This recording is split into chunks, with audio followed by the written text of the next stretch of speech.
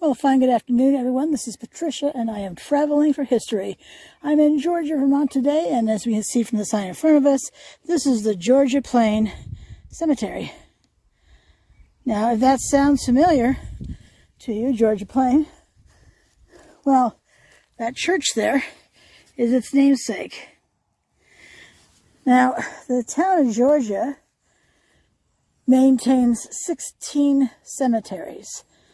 Sabin Cemetery, which I just visited, is one of them. Now, this one is tended to by an association as opposed to the town of Georgia. And what I'm seeing is a sea of what looks like readable marble headstones. So, I've never been to this place before. So, let's take a look-see together, shall we?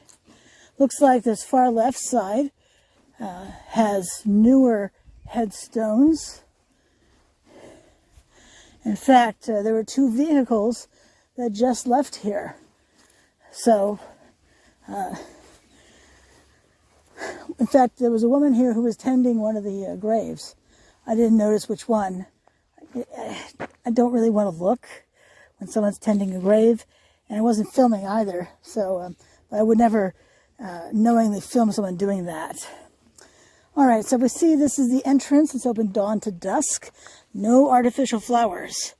Let's see if anyone has broken that rule, shall we? I don't know who's buried here.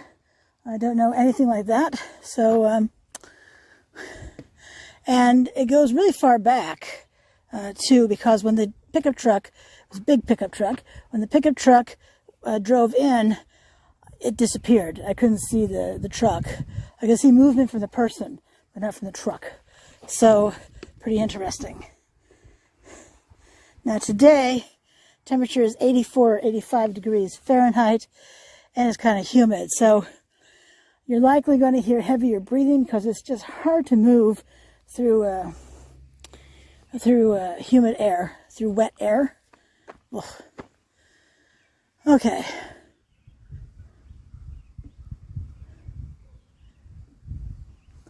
Let's go. I see some other monuments over there I can hardly wait to get to. And some monuments back there I really want to get to as well. So I'll probably drive to those ones, to those in the back, those ones. Oh my gosh. That's what those replaces. The ones, those ones, yeah. Those. My English teachers are rolling in their graves.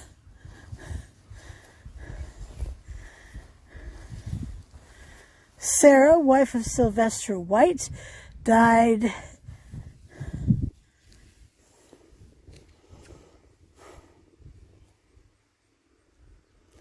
(1854) May, I think it's May, 1854 anyway.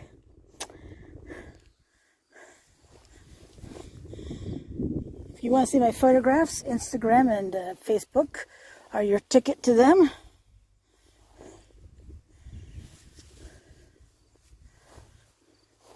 I'm not going to read all of these headstones, besides the fact that I don't have the time for that. I don't have the walking capacity for that. Now here we go, another obelisk. If I had a nickel, just a nickel for each time I've seen an obelisk in a cemetery, I would be a very wealthy woman. And what is an obelisk? Well, it's the Egyptian symbol of everlasting life. Dovetails nicely with Christianity, doesn't it now? But anyway, there's another obelisk over there. Da da da da. Oh, I wish I could share with you the smell of vision. There's the smell of there's the scent of fresh cut grass, my favorite scent in the entire world. Fresh cut grass. But frankly, it smells like summer in Vermont. And down in the comments below, why don't you go ahead and tell us what your idea of the scent of summer in Vermont is. I do have, there is a hint of manure. I'm sure there are farms nearby.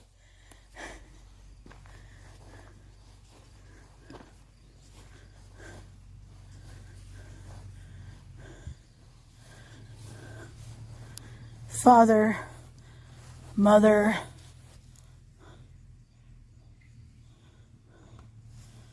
William. Oh no, excuse me, Willard. My mistake, Willard. I do see a broken headstone there. Who is this down here? Nathaniel Perry, died 1798, age 39, Vermont Militia, Revolutionary War. Wow.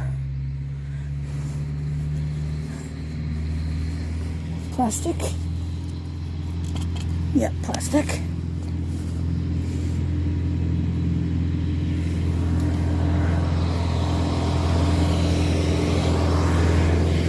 Tractor with lots of bales of hay on it. Very Vermont.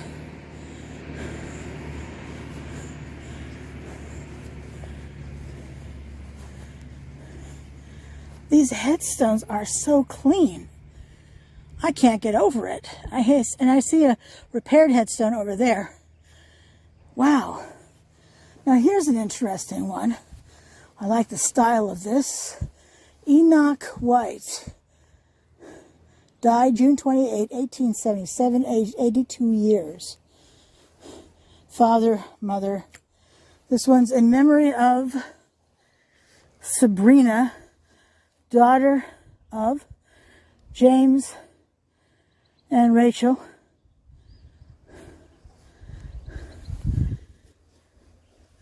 I can't say age 19. Looks like she died in 1826, perhaps. Maybe.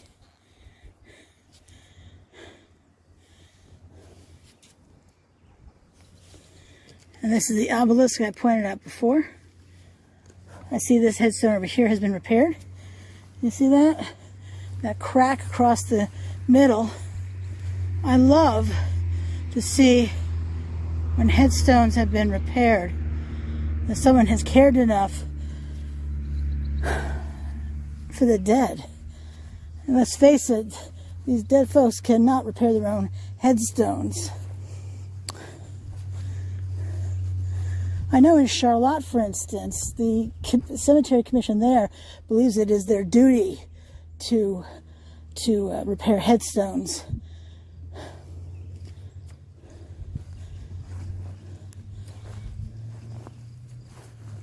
It appears this association feels the same way. GAR, Grand Army of the Republic, so a Civil War veteran.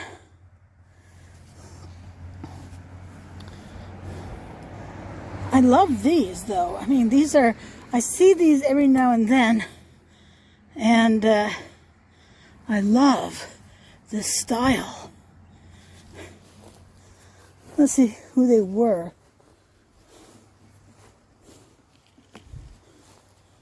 I see there's some writing on this side, but it is unreadable. Completely unreadable.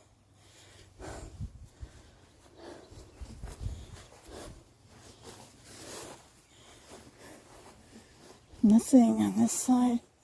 No.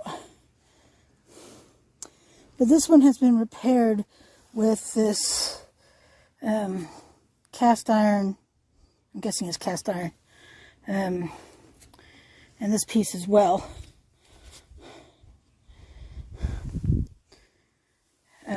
Cinching it together.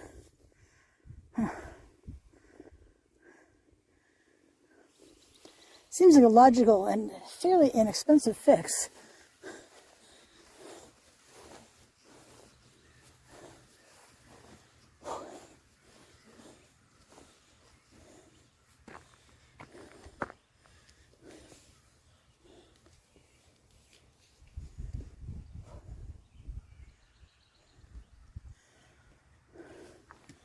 Let's see who this person is over here.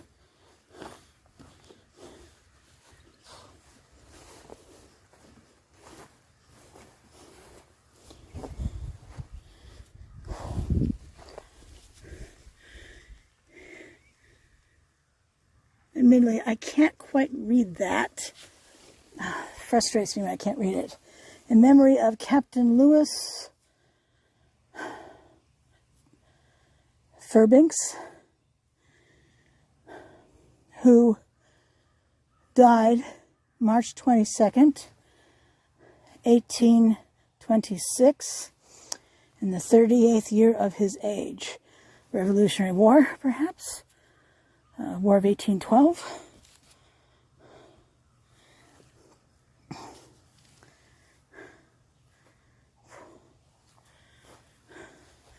Emily, wife of Lewis Fairbanks. Maybe it's Fairbanks and not Fairbanks. Died December 8, 1863, age 68 years. If you come here, I'm here on July 16, 2022, and the bugs are just, are bugging me. They're just not mosquitoes, but these dive-bombing bugs, whatever they are. They're annoying. They're not buzzing. That's a plus. Can you hear that crunching? That's just walking on the grass.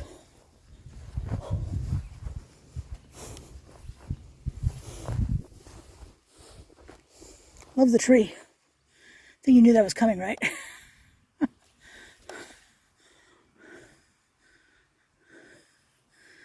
And look how thick that trunk is.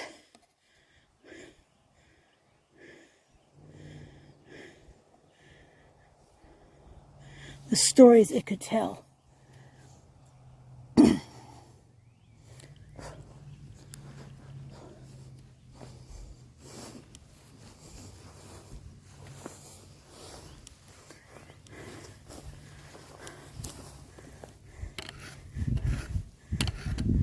A. Parker, Esquire, in Warwick, Pennsylvania, in the 31st year of his age. Esquire just means this person was a lawyer.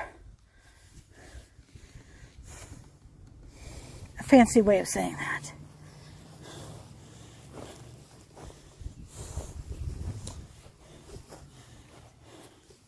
I'm inclined to think that this is a plot marker, like that one over there.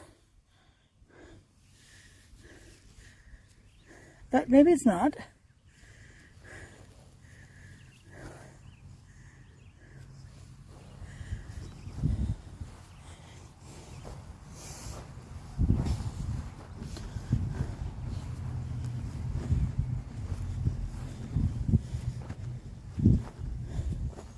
See, this is the danger of having a headstone next to a tree. The tree will grow, the roots will extend, and the marker will be upended. So, Thomas, Elmer W. Thomas, 1864-1912, his wife, Amanda M. Patty, or Petit, I was just on the corner of Plains and Patty Hill Road for the Sabine Cemetery. Born 1865, and someone forgot to give her an end date for when she died. But we can see how this tree root at some point is going to knock it over. I love to look at trees, but they have no place in a cemetery. I do love the shade under the tree, though.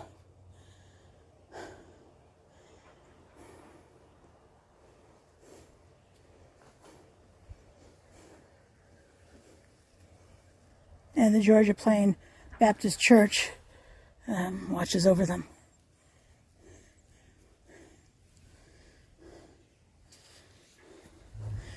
Now, before I get over there, let's take a look, see at this headstone here. I think it's really so fancy at its top. It reminds me of a gentleman's fancy mustache, doesn't it you? That could just be me, of course, but what can I say?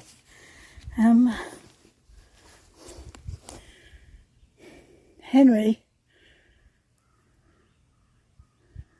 died. I don't know, I can't read that. Now over here, we have definitely some headstones that were repaired.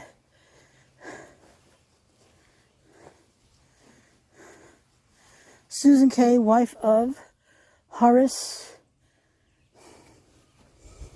Dewey, maybe? Died July 5, 1851. Harriet M., wife of Horace Dewey, died June 7, 1848, maybe?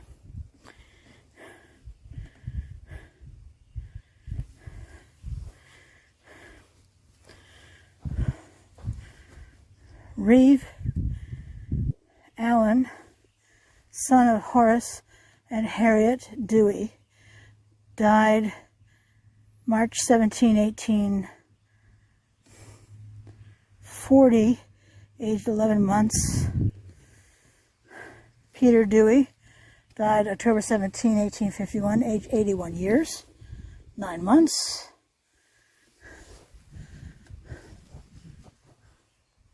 Where is Horace Dewey?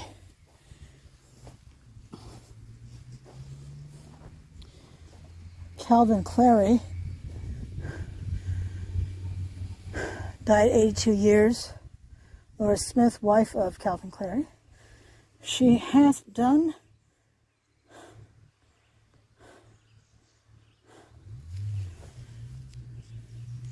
I don't know what this says. Maybe you can tell me.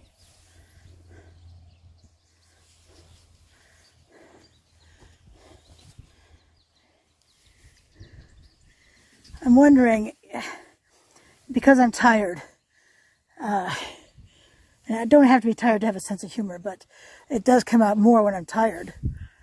When I hear when I think about the name Dewey, I think of Car Talk.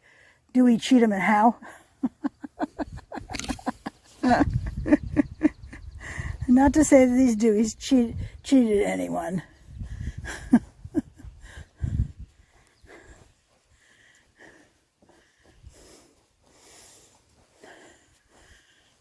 John H. Cull,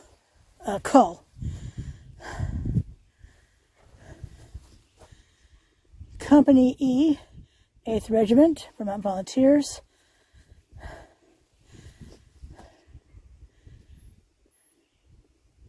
(1841–1926). His wife,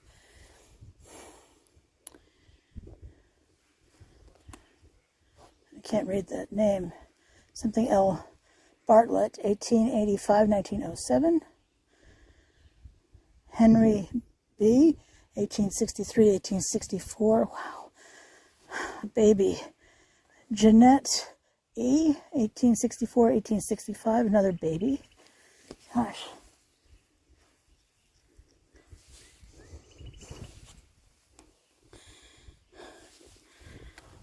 He was a Civil War veteran, Grand Army of the Republic, so he was a Union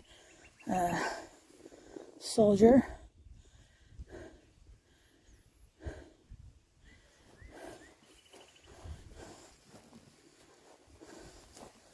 Henry B., son of J.H. and L.L. Cull, died September 20, 1864. 10 months, 4 days. So sad.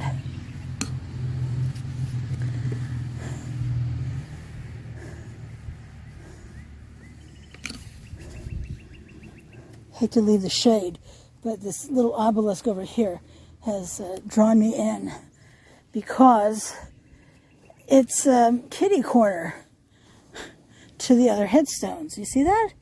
See how that's on the diagonal? I've not seen. See, have I seen this before? I almost think I have, but I'm not sure.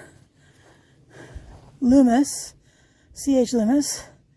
He died in 1900 at the age of 75. His wife, Mary P. Bartlett, died August 9, 1860, age 33 years, 9 months, 15 days. Wonder if she died in childbirth. Carrie E. died. Can't tell how old she was.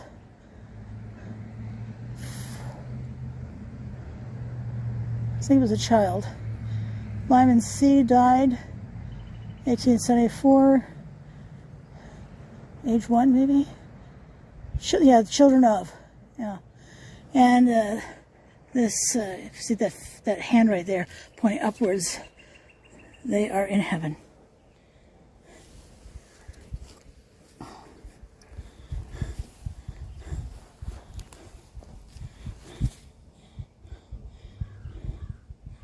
If one believes in heaven and hell and all that stuff, I would like to think that children would certainly go to heaven.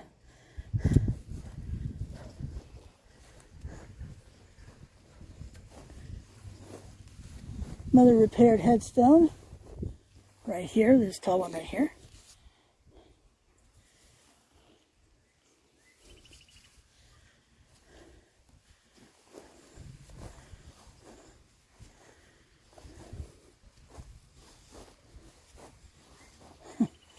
Okay, I see a couple of things I need to film over here on this newer side.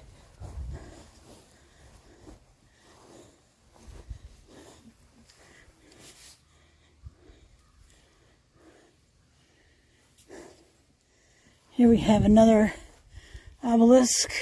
See, they're just everywhere. They're just everywhere. Another Patty. Sarah, wife of Samuel Caldwell, died October 31, 1877, aged 85 years. I think we can dispel this myth that people died young. Certainly some people did. Let's see. And God shall wipe away all tears from their eyes. All right, so let's go over here to look-see at least one thing. And then I'll come back in a part 2 video to show you some more things here in this, the Georgia Plains Cemetery. You know how much I like photos. And these folks are still with us, which is fantastic. Baker, Elmer J. and Carol A. He was born in 1944 and she was born in 1953.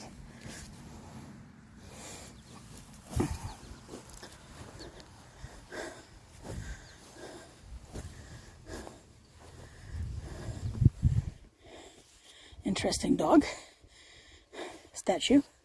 This is Fuller. Arlie R. December 12, 1942 to July 13, 2018. And Marie E. June 17, 1948, and she is still with us. But this cannon down here has certainly grabbed my attention. How about you?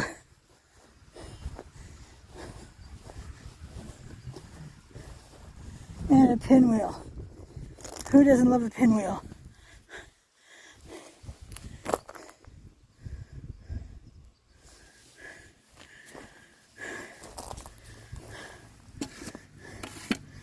Ernest Ronald Levine, MR3, U.S. Navy, Vietnam, October 12, 1946 to October 2, 2002. Missed his birthday about 10 days. I think about things like that. I don't know if you do, but I certainly do. This cannon, though, it's so neat. So neat. And American Legion.